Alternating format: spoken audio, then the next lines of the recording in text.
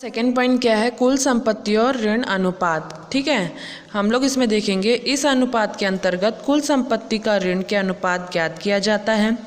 कुल संपत्ति एवं ऋण के बीच संबंध ज्ञात किया जाता है।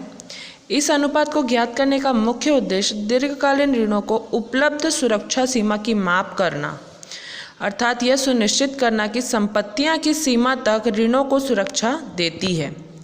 यह कुल संपत्तियों का आशय सभी चल संपत्तियों और गैर चल संपत्तियों से है। ऋण का आशय दीर्घकालीन उधार और दीर्घकालीन प्रावधान से है। अब सूत्र देखेंगे हम इसके आगे। सूत्र में क्या दिया हुआ है, ऋण इज इक्वल टू दीर्घकालीन उधारी प्लस दीर्घकालीन प्रावधान। ठीक है, फिर कुल संपत्तियों के लिए दिया हुआ है कुल संपत्तियां माइनस ऋण अनुपात इज इक्वल टू कुल संपत्ति बट्टे ऋण। ठीक है, हम लोग इसके अंतर्गत आगे क्वेश्चन की ओर बढ़ते हैं। इसमें समझेंगे आप 36 नंबर का हम लोग एग्जाम्पल देख रहे हैं। अंशधारी कोष दिया हुआ है 7 लाख, कुल ऋण दिया है 9 लाख, चल दायित्व दिया है 1 लाख। हमको क्या ज्ञात करना है, कुल संपत्ति ऋण अनुपात। सबसे पहले हम लोग निकालेंगे दीर्घकालीन ऋण। हम लोग की कैसे निकलेगी, कुल ऋण में जब हम लोग चल दायित्व को माइनस करेंगे तो हमारा निकल जाएगा कुल ऋण 8 लाख रुपए। कुल संपत्ति देखेंगे, अब इसमें हम लोग प्लस करेंगे अंशधारियों का कोष प्लस चल संपत्ति और कुल ऋण। जब हम लोग इसमें अंशधारी कोष प्लस इसमें प्लस करेंगे दीर्घकालीन ऋण। ठीक है, दीर्घकालीन ऋण और करंट लायबिलिटी यानी कि चल दायित्व, इन तीनों को प्लस करेंगे, हमारा निकलेगा संपत्ति 16 लाख रुपए। अब इस हम लोग सूत्र में पुट करेंगे। कैसे, हम लोग लिखेंगे कुल संपत्ति माइनस ऋण अनुपात इज इक्वल टू कुल संपत्ति बटे ऋण। कुल संपत्ति हमारी निकली है 16 लाख, 8 लाख हमारा ऋण है, उसको हम भाग देंगे, आ जाएगा 2:1। इसी की तरह हम आगे बढ़ेंगे। 37वां हमारा एग्जाम्पल क्या कहता है, समता अंश पूंजी दिया है, पूर्वाधिकार अंश पूंजी दिया है, संचय आधिक्य, कुल ऋण और चल दायित्व। हम क्वेश्चन में देखते हैं, हम लोग सबसे पहले अपना ऋण देखते हैं। हम लोग का ऋण कैसे निकलेगा, टोटल ऋण हमारा कुल ऋण दिया हुआ है 22,80,000 रुपये। इसमें हम लोग माइनस करेंगे चल दायित्व 6,80,000, 16 लाख रुपये हमारा ऋण निकल जाएगा। फिर हम देखेंगे अंशधारी कोष इज इक्वल टू, अंशधारी का कोष की गणना कैसे करेंगे, समता अंश पूंजी प्लस पूर्वाधिकार अंश पूंजी। ठीक है, इसको प्लस करेंगे, हमारा 8 लाख रुपये ये आ जाएगा अंशधारी कोष। अब देखेंगे हम लोग टोटल एसेट्स यानी कि कुल संपत्ति। अब अंशधारी कोष में जब हम लोग टोटल ऋण को प्लस करेंगे, जो हमारा कुल ऋण दिया हुआ क्वेश्चन में 22,80,000, तो हमारा निकल जाएगा टोटल एसेट्स। ठीक है, तो हमारा शेयर होल्डर फंड्स में कितना 8 लाख रुपए आया, प्लस हम लोग इसमें करेंगे कुल ऋण 22,80,000 रुपये, 30,80,000 रुपये हमारा निकल जाएगा कुल संपत्ति। अब कुल संपत्ति ऋण अनुपात कैसे ज्ञात करेंगे, तो हम देखेंगे कुल संपत्ति बट्टे ऋण 30,80,000 बट्टे हम लोग करेंगे 16 लाख रुपए। तो हम लोग इसको छोटा रूप में बांटने के लिए क्या करेंगे, है ना, इसको 40,000 से भाग दे सकते हैं दोनों, है ना। 40,000 से भाग देंगे तो इतना आ जाएगा, ये 77 और ये आ जाएगा हमारा 40। तो हम लोग ऊपर वाला यहाँ सामने रहता है 77.40 हमारा आंसर होगा। अब हम आगे बढ़ते हैं एग्जाम्पल नंबर 38 की ओर। कुल ऋण दिया हुआ है, चल दायित्व दिया है और नियोजित पूंजी दी है। हमको कुल संपत्ति ऋण अनुपात ज्ञात करना है। तो हमारा ऋण पहले हम लोग देखेंगे, कुल ऋण में जब हम लोग माइनस करेंगे दायित्व, हमारा चल दायित्व हमारा निकल जाएगा ऋण 8 लाख, 12 लाख में माइनस करेंगे 4 लाख, 8 लाख रुपये हमारा ऋण।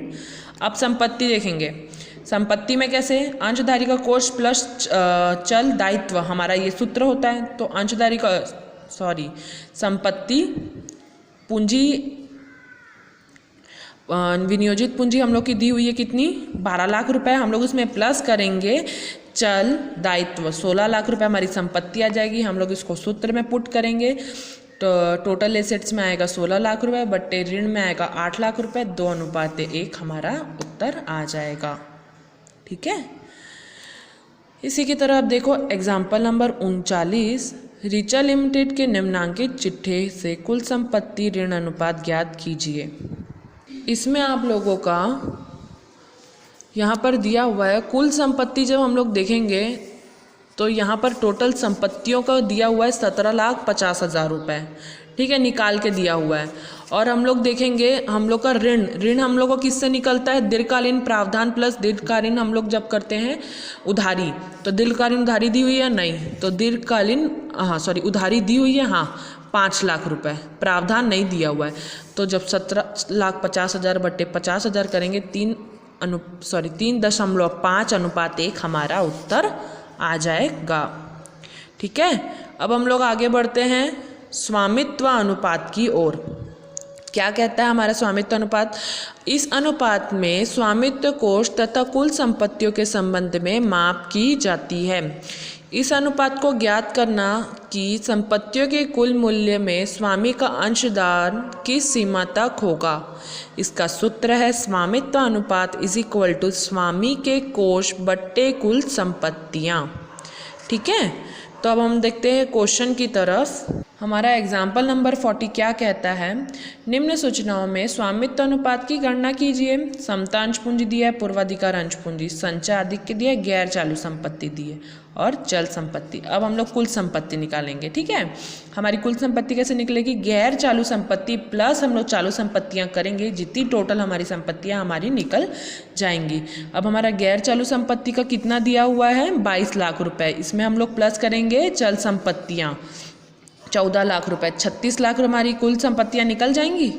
ठीक है, अब हम लोग देखेंगे स्वामित्व कोष। स्वामित्व कोष कितना होगा, हम लोग जब समतांश पूंजी, पूर्वाधिकार अंश पूंजी और संचय आधिक्य को प्लस करेंगे तो हमारा निकल जाएगा स्वामित्व कोष। ठीक है, 6 लाख प्लस 3 लाख प्लस 3 लाख करेंगे 12 लाख निकलेगा हमारा स्वामित्व कोष। अब हम लोग इसको सूत्र में पुट करेंगे, स्वामित्व अनुपात = स्वामी के कोष बटे कुल संपत्तियाँ। ठीक है, स्वामी का कोष 12 लाख रुपए बटे 36 लाख रुपए × 100। ठीक है, जब ये करेंगे तो हमारा निकलेगा 33.33%। ये हमारा निकलेगा स्वामित्व अनुपात। ठीक है, इसी की तरह एग्जाम्पल नंबर 41 देखो। अंश पूंजी दी 5 लाख, संचय कोष दिया है 3 लाख, गैर चालू संपत्ति दी है 22 लाख और चल संपत्ति दी है 10 लाख। में हम लोग देखेंगे स्वामित्व कोष समता पूंजी प्लस रिजर्व प्लस करेंगे हम लोग आएगा 8 लाख रुपए। संपत्तियाँ, कुल संपत्तियाँ = क्या है, गैर चालू संपत्ति प्लस चल संपत्तियाँ 32 लाख रुपए। अब इसको हम लोग सूत्र में पुट करेंगे तो आ जाएगा स्वामित्व का कोष बटे कुल संपत्ति 8 लाख बटे 32 लाख रुपए × 100, 25% या 1:4 भी हम लोग इसको लिख सकते हैं। ठीक है, ठीक है, कितना कैसे निकलेगा 1:4? 8 लाख बट्टे 32 लाख, 8 एकम 8, 8 चौक 32, 1:4 या 25% में, परसेंटेज के बेस पे भी हम लोग इसको निकाल सकते हैं। ठीक है, अब इसमें आगे बढ़ेंगे ब्याज सुरक्षा अनुपात। अब ब्याज, इस अनुपात में कर तथा ब्याज के पूर्व के शुद्ध लाभ तथा दीर्घकालीन ऋणों पर ब्याज की बीच के संबंध स्थापित किए जाते हैं। इस अनुपात की गणना का उद्देश्य और महत्व इस बात का निहित है कि उपक्रम के पास दीर्घकालीन ऋणों पर ब्याज की सुरक्षा के लिए लाभ की कितनी गुना राशि उपलब्ध है और ये पर्याप्त है या नहीं। ठीक है, इसका सूत्र क्या कहता है, ब्याज सुरक्षा अनुपात = ब्याज तथा कर के पूर्व शुद्ध लाभ बटे दीर्घकालीन ऋण पर ब्याज। क्वेश्चन की तरफ बढ़ेंगे।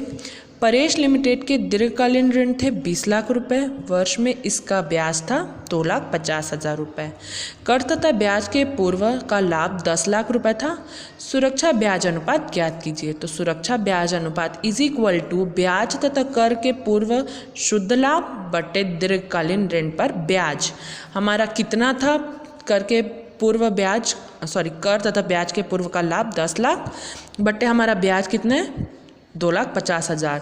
इसको डिवाइड करेंगे आ जाएगा 4 टाइम्स, यानी कि 4 हमारा आंसर। ठीक है।